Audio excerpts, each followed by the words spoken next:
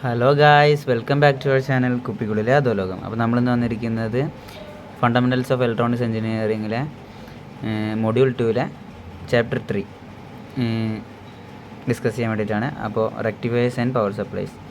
അപ്പോൾ നമ്മുടെ ചാപ്റ്ററിൻ്റെ തുടക്കത്തിൽ തന്നെ നമുക്ക് ഒരു ഇമ്പോർട്ടൻ്റ് ആയ സംഭവം ഉണ്ട്, അതായത് DC പവർ സപ്ലൈയുടെ ബ്ലോക്ക് ഡയഗ്രാം.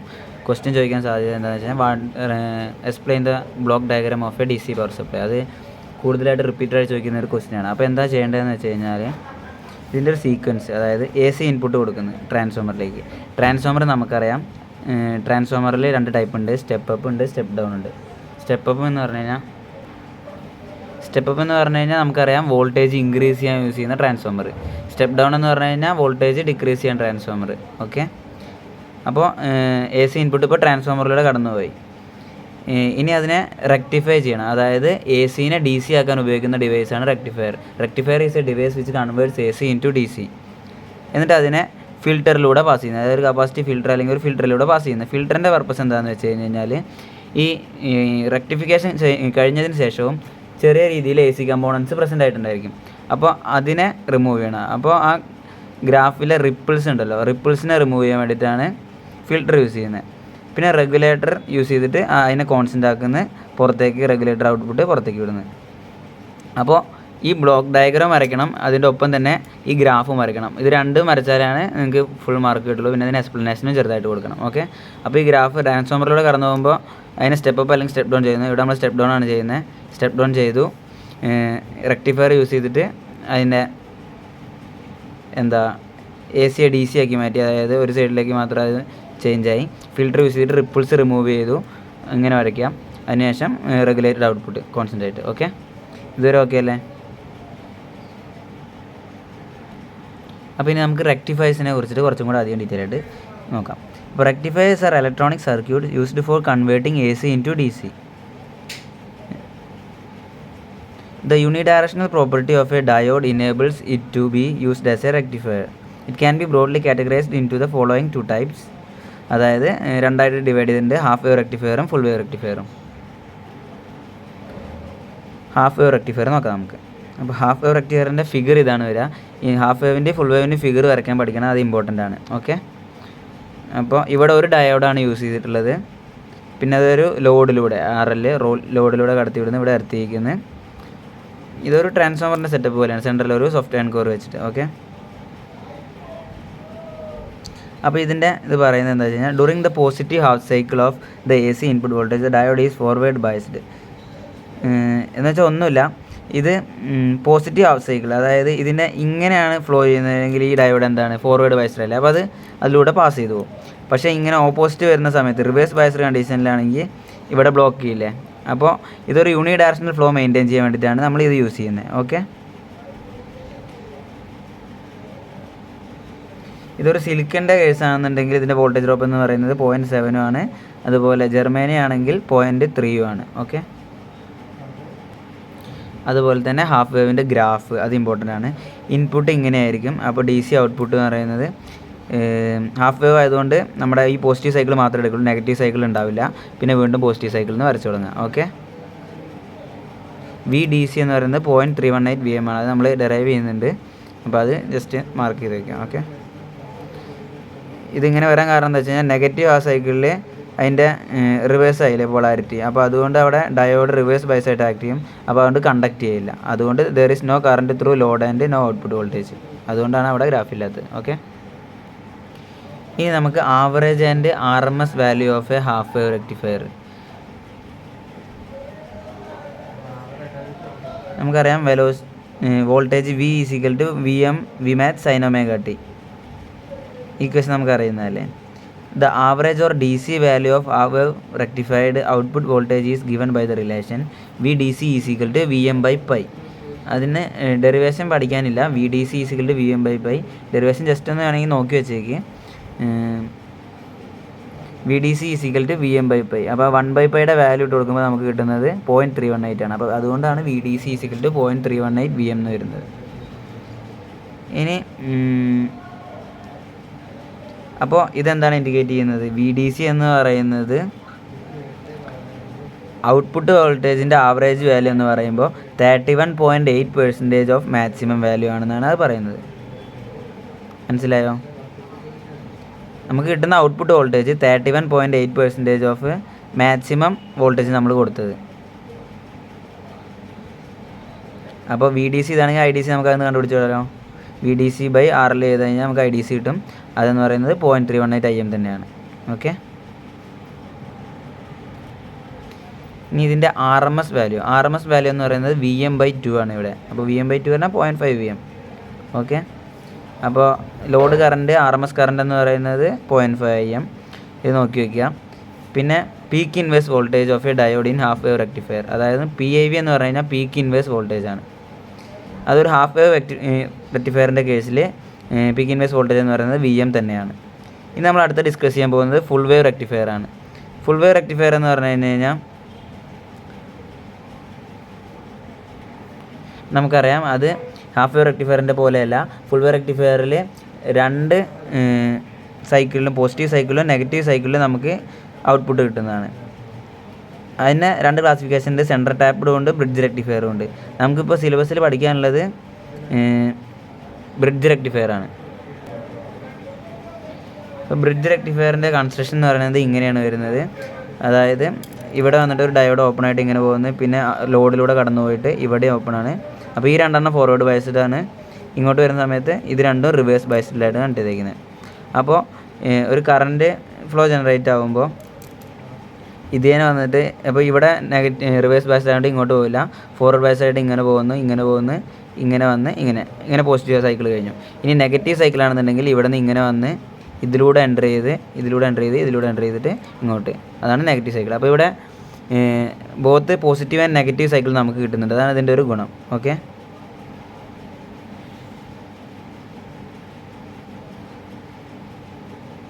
ഇതിൻ്റെ വർക്കിംഗ് പിന്നെ നിങ്ങളുടെ ഒരു ഭാഷയിൽ നിങ്ങൾ എഴുതി വെച്ചാൽ മതി. അതായത് നെഗറ്റീവ് സൈക്കിൾ ആകുമ്പോൾ മറ്റേതും 2 റിവേഴ്സ് ആയതുകൊണ്ട് അതിനെ കണ്ടക്ട് ചെയ്യില്ല, ഇപ്പുറത്തൂടെ കണ്ടക്ട് ചെയ്യും. അത് നിങ്ങളുടെ സ്വന്തം ഭാഷയിൽ എഴുതിയാൽ മതി. പിന്നെ പീക്ക് ഇൻവേഴ്സ് വോൾട്ടേജ് എന്ന് പറഞ്ഞാൽ ഇതിൻ്റെ കേസിൽ VM ആണ് വരുന്നത്. Okay, peak inverse voltage bridge റെക്ടിഫയറിൻ്റെ കേസിൽ VM ആണ് വരുന്നത്. പക്ഷേ അത് സെൻട്രൽ ടൈപ്പ് റെക്ടിഫയറിൻ്റെ കേസിലാകുമ്പോൾ 2 VM ആവുന്നുണ്ട്. പക്ഷേ അത് നമുക്ക് ഇപ്പോൾ ഇല്ല എന്നാണ് പറഞ്ഞിട്ടുള്ളത്. ഇനി നമുക്ക് ഇതിൻ്റെ ആവറേജ് വാല്യൂയും RMS വാല്യൂ നോക്കണം. അപ്പോൾ ആവറേജ് വാല്യൂ നോക്കണമെങ്കിൽ VDC = 2 VM/π. നമ്മൾ നേരത്തെ നോക്കിയപ്പോൾ നമുക്ക് VM/π ആയിരുന്നു ഹാഫ് വേവിൻ്റെ. അപ്പോൾ ഇതിൽ 2 VM/π ആണ്. അപ്പോൾ 2/πയുടെ വാല്യൂ ആണ് 0.636. അപ്പോൾ ഇതെന്താ ഇൻഡിക്കേറ്റ് ചെയ്യുന്നത്? ഔട്ട്പുട്ട് വോൾട്ടേജ് എന്ന് പറയുന്നത് 63.6% ഓഫ് മാക്സിമം വാല്യൂ ആണ്. നമ്മൾ കൊടുക്കുന്ന വോൾട്ടേജിൻ്റെ 63.6% മാത്രമാണ് നമുക്ക് ഔട്ട്പുട്ടായിട്ട് കിട്ടുന്നത്. ഓക്കെ അല്ലേ? അപ്പോൾ കറണ്ട് എന്ന് പറയുന്നത് അതുപോലെ 0.636 IM ആണ് വരുന്നത്. VRMS VM/√2 ആണ്. VM/√2 എന്ന് പറയുമ്പോൾ 1/√2ൻ്റെ വാല്യൂ 0.707 ആണ്. VRMS എന്ന് പറഞ്ഞാൽ 0.707 VM ആണ്. ഓക്കെ, ഇതൊന്ന് നോക്കി വയ്ക്കാം. ഇനി കൂടുതലും ക്വസ്റ്റനിൽ ചോദിക്കുന്നൊരു സംഭവമാണ് റിപ്പിൾ ഫാക്ടർ. റിപ്പിൾ ഫാക്ടറിൻ്റെ ഇക്വേഷൻ എല്ലാവരും പഠിച്ചു വയ്ക്കുക. റിപ്പിൾ ഫാക്ടർ എന്ന് പറഞ്ഞു കഴിഞ്ഞാൽ √IRMS/IDC² ആണ്. ഈ ഇക്വേഷൻ എല്ലാവരും പഠിച്ചു വയ്ക്കുക.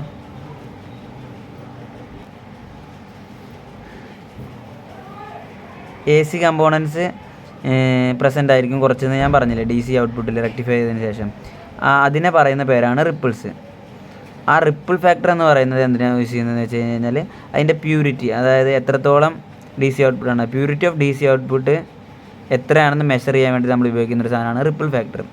അപ്പോൾ അതിൻ്റെ ഇക്വേഷനാണ് √IRMS/IDC² - 1 അല്ലെങ്കിൽ √VRMS/VDC²- 1. ഇങ്ങനെയാണ് ക്വസ്റ്റ്യൻ ചോദിക്കുക. ഒന്നില്ലെങ്കിൽ ഹാഫ് വേവിൻ്റെ ചോദിക്കാം, അല്ലെങ്കിൽ ഫുൾ വേവിൻ്റെ ചോദിക്കാം. അപ്പോൾ ഹാഫ് വേവിൻ്റെയും ഫുൾ വേവിൻ്റെയും നിങ്ങൾ VRMSോ IRMSോ ഏതെങ്കിലും VO അല്ലെങ്കിൽ IO, IRMS IDC നോക്കി വയ്ക്കുക. എന്നിട്ട് അതിനെ സബ്സ്റ്റിറ്റ്യൂട്ട് ചെയ്ത് കൊടുക്കുക. അപ്പോൾ നമുക്കൊരു വാല്യൂ കിട്ടുക, അതാണ് 1.1.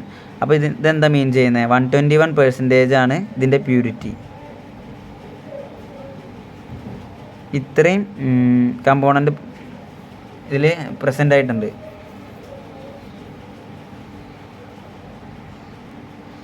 121% ഓഫ് AC കമ്പോണൻറ്റ് ഈ DC ഔട്ട്പുട്ടിൽ പ്രസൻ്റ് ആയിട്ടുണ്ട് എന്നാണ് അത് മീൻ ചെയ്യുന്നത്. ഓക്കെ, അപ്പോൾ അതിനർത്ഥം എന്താ? ഹാഫ് വേവ് റെക്ടിഫയർ അത്ര നല്ല ഇതല്ല എന്താ എ സിനെ DC ആക്കുന്നതിൽ എന്ന ഒരു മീനിങ് അതിലുണ്ട്. ഇനി അതേപോലെ തന്നെ നമ്മൾ ഫുൾ വേവിൻ്റെയും കാൽക്കുലേറ്റ് ചെയ്യുന്നത് നമുക്കറിയാം IRMSും IDC എന്നറിയാം. അപ്പോൾ അത് സബ്സ്റ്റിറ്റ്യൂട്ട് ചെയ്യുമ്പോൾ നമുക്ക് കിട്ടുന്നതാണ് 0.482, അതായത് 48.2%. 48.2% ഇതിൻ്റെ റിപ്പിൾ ഫാക്ടർ വരുന്നത്. അപ്പോൾ കമ്പയർ ചെയ്യുമ്പോൾ ഹാഫ് വേവ് റെക്ടിഫയറിനെക്കാട്ടിലും കുറച്ചും കൂടെ എഫിഷ്യൻ്റ് ആണ്, പക്ഷേ എന്നാലും അത്ര നല്ലതൊന്നുമല്ല. പക്ഷേ കമ്പയർ ചെയ്യുമ്പോൾ in comparison full wave rectifier ആണ് കൂടുതൽ യൂസ് ചെയ്യുന്നതും. അതെന്തുകൊണ്ടാണ്? റിപ്പിൾ ഫാക്ടർ കുറവാണ്. അപ്പോൾ കൂടുതലും നമുക്ക് AC കമ്പൗണ്ടിനെ ഒഴിവാക്കാൻ പറ്റും. ഇനി എഫിഷ്യൻസി കണ്ടുപിടിക്കാനുള്ള ഇക്വേഷനാണ് PdC/PAC. അപ്പോൾ എഫിഷ്യൻസിയുടെ ഇക്വേഷനാണ് ഈറ്റ = IDC² × RL/IRMS² × RF + RL എന്ന്. RF എന്ന് പറഞ്ഞാൽ ഫോർവേഡ് റെസിസ്റ്റൻസ് ഓഫ് എ ഡയോഡാണ്. RL എന്ന് പറഞ്ഞു കഴിഞ്ഞാൽ ലോഡ് റെസിസ്റ്റൻസ് ആണ്. ഓക്കെ, അപ്പോൾ ഇത് രണ്ടിൻ്റെയും ഇതുപോലെ ഹാഫ് വേവിൻ്റെയും ഫുൾ വേവിൻ്റെയും ചോദിക്കാം. അപ്പോൾ നമുക്ക് അത് സബ്സ്റ്റിറ്റ്യൂട്ട് ചെയ്യാൻ അറിയണം. അതിന് നമ്മൾ IDC IRMS ഒക്കെ പഠിച്ച് വെക്കണം. അപ്പോൾ ഇതും ചോദിക്കാറുണ്ട്, എഫിഷ്യൻസിയുടെ കാര്യവും ചോദിക്കുന്നതാണ്. അപ്പോൾ ഇത് ഐഡിയൽ കണ്ടീഷനാണെന്നുണ്ടെങ്കിൽ എഫിഷ്യൻസി മാക്സിമം ആയിരിക്കും. അപ്പോൾ അതിൻ്റെ ഹാഫ് വേവ് റെക്ടിഫയറിൻ്റെ എന്ന് പറയുന്നത് 40.6%, ഫുൾ വേവ് റെക്ടിഫയറിൻ്റെ എന്ന് പറയുന്നത് 81.2% ആയിരിക്കും എഫിഷ്യൻസി എന്ന് പറയുന്നത്. അപ്പോൾ അത് ചെയ്ത് നോക്കാം. അപ്പോൾ ഞാൻ പറഞ്ഞു, ഇനി ഇതാ വേണമെങ്കിൽ ഇതൊന്ന് സ്ക്രീൻഷോട്ട് അടിച്ച് വെച്ചോളി. ഇനി ഒറ്റയടിക്ക് ജസ്റ്റ് ഒന്ന് റിവൈസ് ചെയ്യണം എന്നുള്ള ടൈമിൽ നമുക്ക് ഇത് നോക്കിയാൽ മതി. ഓക്കെ,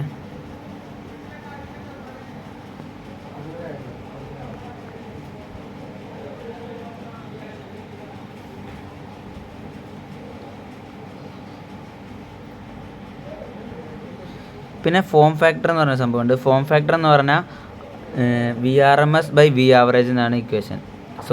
VAverage/VRMS എന്നാണ് ഫോം ഫാക്ടറിൻ്റെ ഇക്വേഷൻ. പക്ഷേ ഫോം ഫാക്ടർ ഇവിടെ അങ്ങനെ ചോദിക്കാറില്ല. അത് ബേസിക് ഇലക്ട്രിക്കൽ എഞ്ചിനീയറിങ്ങിൽ ചോദിക്കുന്നതാണ്. ഓക്കെ,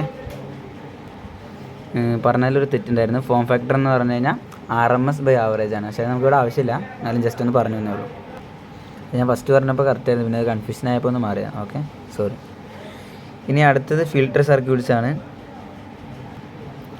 റെക്ടിഫയർ എന്ന് പറയുന്ന അതിൽ നിന്ന് വരുന്ന ഔട്ട്പുട്ട് നമുക്കറിയാം 100% പ്യുവർ അല്ല. അപ്പോൾ അതിൽ AC കമ്പോണൻസ് ഉണ്ടായിരിക്കും, റിപ്പിൾസ് ഉണ്ടായിരിക്കും. ആ റിപ്പിൾസിനെ റിമൂവ് ചെയ്യാൻ വേണ്ടി നമ്മൾ ഉപയോഗിക്കുന്നതാണ് ഫിൽറ്റേഴ്സ്. അതായത് റെക്ടിഫയറിൻ്റെയും ലോഡിൻ്റെയും ഇൻബിറ്റ്വീനായിട്ട് നമ്മൾ ഫിൽറ്റേഴ്സ് കണക്ട് ചെയ്യുന്നത്. അതിൻ്റെ കുറച്ച് ടൈപ്സ് നമ്മളിവിടെ മെൻഷൻ ചെയ്തിട്ടുണ്ട്. പക്ഷേ നമുക്ക് പഠിക്കാനുള്ളത് കപ്പാസിറ്റീവ് ഫിൽറ്ററാണ്. അപ്പോൾ നമുക്ക് ഷണ്ട് കപ്പാസിറ്റർ ഫിൽറ്റർ എന്താണെന്ന് നോക്കാം. ഇതെന്താ വെച്ച് കഴിഞ്ഞാൽ ഒരു ലാർജ് വാല്യൂ ഉള്ള കപ്പാസിറ്റർ ഇതിൻ്റെ ഇൻബിറ്റ്വീനായിട്ട് കണക്ട് ചെയ്യാണ് ലോഡ് റെസിസ്റ്ററിൻ്റെ മുന്നേ. അപ്പോൾ അത് അതിലെ റിപ്പിൾസ് റിമൂവ് ചെയ്യാൻ വേണ്ടിയിട്ട് ഹെൽപ്പ് ചെയ്യുന്നുണ്ട്. അത് DC കമ്പോണൻസിന് വെരി ഹൈ ഇമ്പിഡൻസ് പ്രൊവൈഡ് ചെയ്യുന്നുണ്ട്. അതുപോലെ AC കമ്പോണൻസിൻ്റെ rectifier output find low reactance path through the capacitor. അതായത് AC കമ്പോണൻസ് അതൊരു ലോ റിയാക്ടൻസ് പാത്ത് കൺസിഡർ ചെയ്തിട്ട് അതിൻ്റെ ഉള്ളിലൂടെ ഫ്ലോ ചെയ്യും. ഓക്കെ, അതുകൊണ്ട് തന്നെ ആ AC കമ്പോണൻസ് RLലൂടെ ഫ്ലോ ചെയ്യുന്നത് കുറവായിരിക്കും, ഇത് ഈ കപ്പാസിറ്ററിലൂടെ റിമൂവ് ചെയ്ത് പോകുന്നതുകൊണ്ട്. അപ്പോൾ നമുക്ക് അങ്ങനെയാണ് ഇതിൻ്റെ ഫിൽറ്ററിൻ്റെ എഫക്റ്റ് എന്താ നമ്മൾ അതിൽ അപ്ലൈ ചെയ്യുന്നത്. ഓക്കെ, ഇൻപുട്ട് വോൾട്ടേജ് കപ്പാസിറ്റർ വോൾട്ടേജിനെക്കാട്ടിലും കൂടുതലാകുമ്പോൾ കപ്പാസിറ്റർ ചാർജ് ആവും. ഇനിയിപ്പോൾ ഇൻപുട്ട് വോൾട്ടേജ് കപ്പാസിറ്റർ വോൾട്ടേജിനെക്കാട്ടിലും കുറവാകുന്ന സമയത്താണെങ്കിൽ ആ കപ്പാസിറ്റർ അതിൻ്റെ ചാർജ് ഡിസ്ചാർജ് ചെയ്യും RLലൂടെ. ഓക്കെ, അപ്പോൾ ഇതിനൊരു ഇക്വേഷൻ ഉണ്ട് റിപ്പിൾ ഫാക്ടർ കണ്ടുപിടിക്കാൻ കപ്പാസിറ്റർ ഫിൽറ്ററിൻ്റെ. അതെന്ന് പറയുന്നത് 1/4√3 FC × RL എന്നാണ്. F എന്ന് പറയുമ്പോൾ ഫ്രീക്വൻസിയാണ്, C എന്ന് പറഞ്ഞാൽ കപ്പാസിറ്ററാണ്, RL എന്ന് പറഞ്ഞാൽ ലോഡ് റെസിസ്റ്റൻസ് ആണ്. ഓക്കെ, പിന്നെ അടുത്ത വളരെ ഇമ്പോർട്ടൻ്റ് ആയിട്ട് ഈ ചാപ്റ്ററിൽ ലൈൻ റെഗുലേഷനും ലോഡ് റെഗുലേഷനാണ് ചോദിക്കാറ്. അപ്പോൾ ലൈൻ റെഗുലേഷൻ എന്താണെന്ന് നോക്കാം. Line regulation is the ability of voltage regulator to maintain constant output voltage despite the change in line voltage or input voltage. അതായത് എന്താ പറയുന്നതെന്ന് വെച്ച് കഴിഞ്ഞാൽ ലൈൻ റെഗുലേഷൻ എന്ന് പറഞ്ഞു കഴിഞ്ഞാൽ അതായത് ഒരു വോൾട്ടേജ് റെഗുലേറ്ററിൻ്റെ എബിലിറ്റിയാണ്. അതായത് ഇൻപുട്ട് വോൾട്ടേജ് എത്ര മാറിയാലും ഒരു കോൺസ്റ്റൻറ്റ് ഔട്ട്പുട്ട് വോൾട്ടേജ് അതിന് കൊടുക്കാൻ കഴിയും. ആ എബിലിറ്റിയെ പറയുന്ന പേരാണ് ലൈൻ റെഗുലേഷൻ. അപ്പോൾ അതിൻ്റെ ഗ്രാഫ് ഇമ്പോർട്ടൻ്റ് ആണ്. ഈ V0 വേഴ്സസ് V ഗ്രാഫ് വരയ്ക്കുക.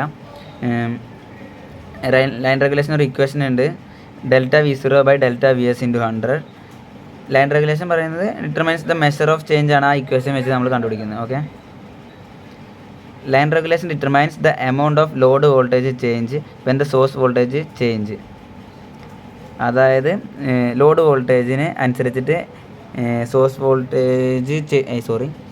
വോൾട്ടേജിനനുസരിച്ചിട്ട് എങ്ങനെയാണ് ലോഡ് വോൾട്ടേജ് ചേഞ്ച് ആവുന്നത് എന്ന് മെഷർ ചെയ്യാൻ വേണ്ടിയിട്ടാണ് നമ്മൾ ലൈൻ റെഗുലേഷൻ യൂസ് ചെയ്യുന്നത്. ഓക്കെ, ഈ ഡെഫിനിഷനും ഈ ഫിഗറും പഠിച്ചു വയ്ക്കുക. ഇനി അടുത്താണ് ലോഡ് റെഗുലേഷൻ. ഇവിടെ എന്ന് പറയുമ്പോൾ സോഴ്സിൻ്റെ ഇതാണ് വേരി ചെയ്തുകൊണ്ടിരിക്കുന്നത്. ഇനി നമ്മൾ ലോഡ് റെഗുലേഷൻ നോക്കാൻ പോകണം. ലോഡ് റെഗുലേഷനിൽ എന്താ വേരി ചെയ്യുന്നതെന്ന് വെച്ച് കഴിഞ്ഞാൽ റെസിസ്റ്റൻസിൻ്റെ വാല്യൂ ആണ്, ലോഡ് റെസിസ്റ്റൻസിൻ്റെ വാല്യൂ ആണ് വേരി ചെയ്യുന്നത്.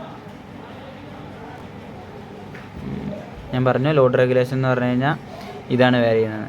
അപ്പോൾ ലോഡ് റെഗുലേഷൻ എന്ന് പറഞ്ഞു കഴിഞ്ഞാൽ ability of voltage regulator to maintain constant output voltage despite change in load current. അതായത് ലോഡ് കറൻറ്റിൽ ചേഞ്ച് ഉണ്ടാകുന്നതിനനുസരിച്ചിട്ട് അതിലെ ചേഞ്ചിനനുസരിച്ചിട്ട് ഒരു കോൺസ്റ്റൻറ്റ് ഔട്ട്പുട്ട് വോൾട്ടേജ്, എപ്പോഴും ഒരു കോൺസ്റ്റൻറ്റ് ഔട്ട്പുട്ട് വോൾട്ടേജ് പ്രൊവൈഡ് ചെയ്യാനുള്ള എബിലിറ്റി, അതായത് ലോഡ് കറൻറ്റ് ചേഞ്ച് കഴിഞ്ഞാലും കോൺസ്റ്റൻ്റ് ആയിട്ടുള്ള ഒരു ഔട്ട്പുട്ട് വോൾട്ടേജ് പ്രൊവൈഡ് ചെയ്യാനുള്ള എബിലിറ്റിയെ പറയുന്നവരാണ് ലോഡ് റെഗുലേഷൻ. അപ്പോൾ അതിൻ്റെ ഫിഗറും വരയ്ക്കണം, ഈ ഗ്രാഫും വരയ്ക്കണം. ഇത് ഇമ്പോർട്ടൻ്റ് ആണ്. ഇത് NL എന്ന് പറഞ്ഞാൽ നോ ലോഡ്, FL എന്ന് പറഞ്ഞു കഴിഞ്ഞാൽ ഫുൾ ലോഡ്. ഓക്കെ, പിന്നെ ഇതിൻ്റെ ഇക്വേഷൻ എന്ന് പറഞ്ഞു കഴിഞ്ഞാൽ പെർസെൻറ്റേജ് ലോഡ് റെഗുലേഷൻ കാണാൻ വേണ്ടിയിട്ട് നമ്മൾ യൂസ് ചെയ്യുന്ന equation V no load minus V full load by V full load into 100 ആണ്. ഇതും നമ്മൾ നേരത്തെ പറഞ്ഞ പോലെ ഇതിൻ്റെ ഡിഫറൻസ് മെഷർ ചെയ്യാൻ വേണ്ടിയിട്ടാണ്. ഓക്കെ, പിന്നെ വോൾട്ടേജ് റെഗുലേഷനിൽ മാക്സിമം റെസിസ്റ്റൻസ് മിനിമം റെസിസ്റ്റൻസ് കണ്ടുപിടിക്കാനായിട്ട് ഇക്വേഷൻസ് ഉണ്ട്. അത് ജസ്റ്റ് ഒന്ന് നോക്കി വെച്ചേക്കുക. മാക്സിമം റെസിസ്റ്റൻസ് കണ്ടുപിടിക്കാനുള്ള ഇക്വേഷനാണ് VS max minus V0 by IL minimum plus IZ max. Minimum resistance കണ്ടുപിടിക്കാനാണെങ്കിൽ VS minimum minus V0 by I load max plus IZ minimum. Okay, zener കറൻ്റാണ് IZ എന്ന് പറയുന്നത്. VS എന്ന് പറഞ്ഞാൽ സോഴ്സിൻ്റെ, V0 എന്ന് പറഞ്ഞാൽ ഔട്ട്പുട്ട്, IL എന്ന് പറഞ്ഞാൽ ലോഡ് കറൻറ്റ്. ഓക്കെ, അപ്പോൾ ഇത്രയാണ് നമ്മുടെ ഈ മൊഡ്യൂൾ 2 ചാപ്റ്റർ 3 ഉള്ളത്. ഇനി ചാപ്റ്റർ 4 കൂടെ ഉണ്ട്. അപ്പോൾ ഇത്രയേ ഉള്ളൂ നമ്മുടെ മൊഡ്യൂൾ 2 എന്ന് പറയുന്നത്. പിന്നെ ഇതിൻ്റെ ബാക്കിയായിട്ടുള്ള BJTയും റിലേയും ഒക്കെ ഞാൻ സെപ്പറേറ്റ് ഒരു കമ്പാരിസൺ വീഡിയോ ഇട്ടിട്ടുണ്ട്. അപ്പോൾ അത് പോയി കാണാം. അപ്പോൾ thanks for watching, keep supporting, please share, subscribe. Okay, bye bye.